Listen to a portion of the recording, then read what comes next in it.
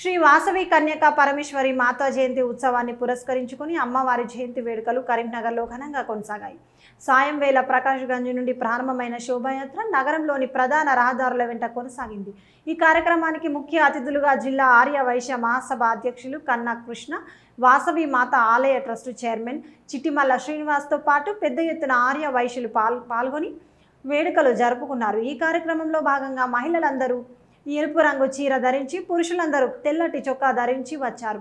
కోలాటాల నృత్యాల మధ్య ప్రత్యేక అమ్మవారి వేషధారణలో కళాకారులు ఆడుతూ పాడుతూ శోభాయాత్ర నిర్వహించారు. ఈ సందర్భంగా ముఖ్య అతిథులు మాట్లాడుతూ అమ్మవారి జయంతి వేడుకలను ప్రభుత్వం అధికారికంగా నిర్వహించడం సంతోషదాయకమని అన్నారు. ఆ అమ్మవారి కృపా కటాక్షాలు ప్రతి ఒక్కరిపై ఉండి అందరూ సుఖ సంతోషాలతో క్షేమంగా ఉండాలని ఆకాంక్షించారు. ఈ కార్యక్రమంలో పెద్ద ఎత్తున ఆర్య వైశ్యులతో పాటు పెద్ద ఎత్తున భక్తులు పాల్గొన్నారు.